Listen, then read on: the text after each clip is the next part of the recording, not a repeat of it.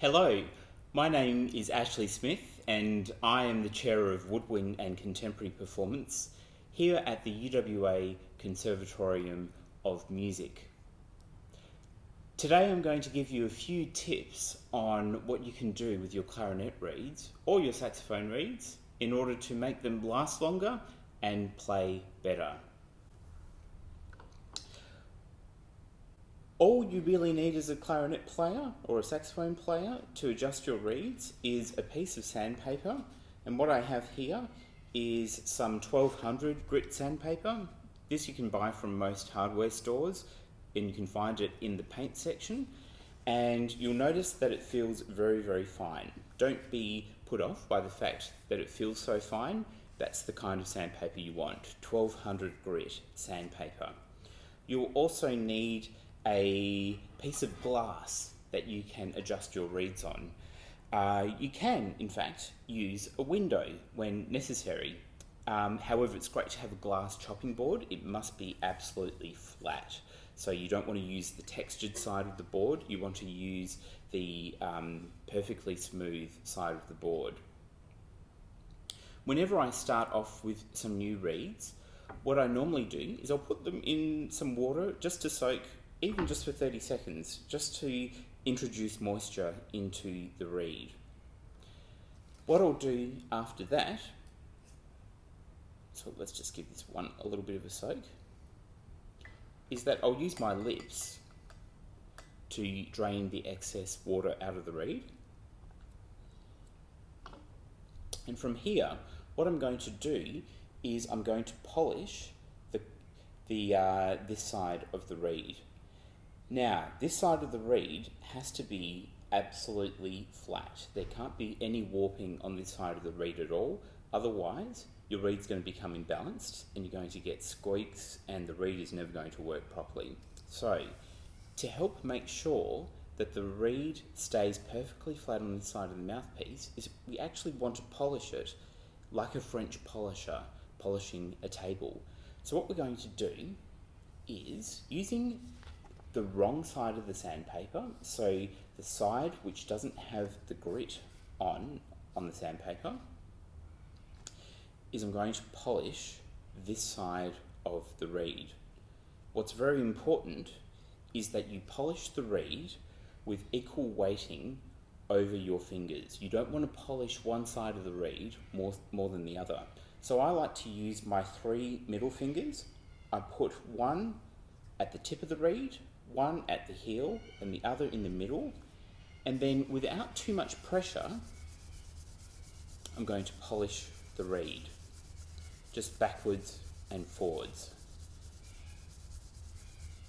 So it's got that little bit of moisture there and I'm polishing that moisture into the reed. Now this is going to make the reed really shiny, and how you can test that shine, you can actually see it if you look at the reed this way.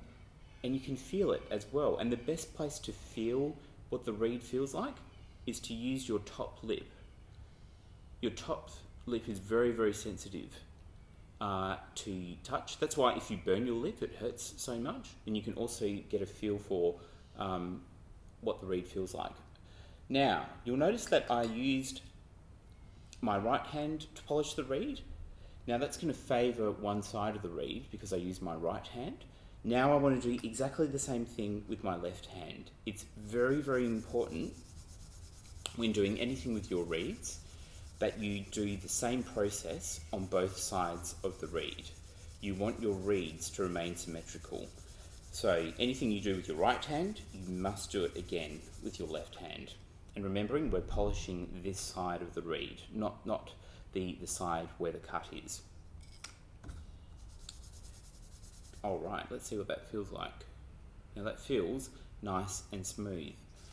Now what I can do to test the reed, to see if it really is balanced and it doesn't have any warping, is I can place it on my piece of glass, and then using just the tips of my fingernails, of my index finger, is I'm going to go right into the middle of the reed and very gently see if there's any rocking motion.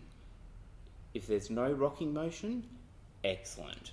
That means the reed is not warped. And this one feels fantastic. Now, if there is some rocking motion, what you can do is sometimes just put your reeds away. It might just be what is happening with the temperature on the day.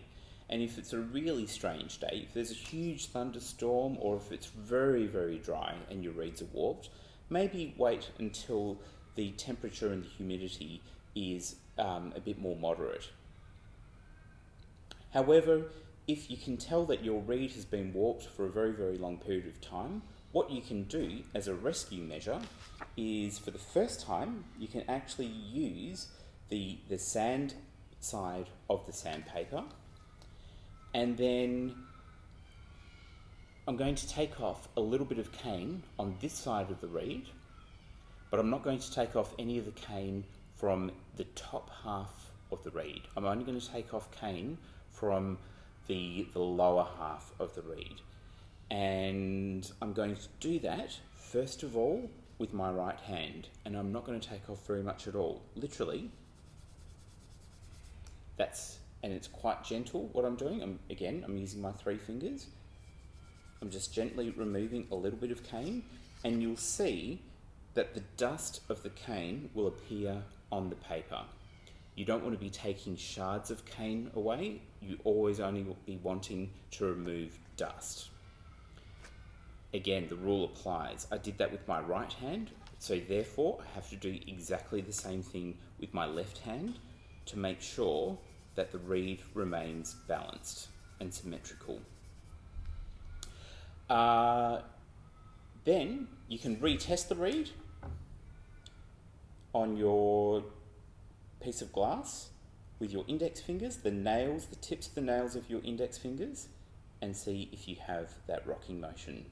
Hopefully, the rocking motion would have gone away. If it hasn't, the cane quality is not great, and you could pop that reed maybe in the bin. A couple of other tips that you can do to get longevity and great performances out of your reeds is to work on the cut side of the reed. So what I'm going to do, again, I'm just going to give my reed a little bit of moisture, take off the excess moisture with my lips, and then with my index finger, what I'm going to do is I'm going to flatten this part of the reed. So I'm going to make sure that there's no rough surfaces here. This will change the way the reed performs quite significantly. So you'll see that I'm using emotion. I'm going from the heel of the reed towards the tip. I'm never going from the tip downwards. That will destroy the reed. So make sure the motion that you're using is always from the heel or the center of the reed toward the tip. I'm just giving it a few strokes. You can even use the side of your thumb as well. That works really well.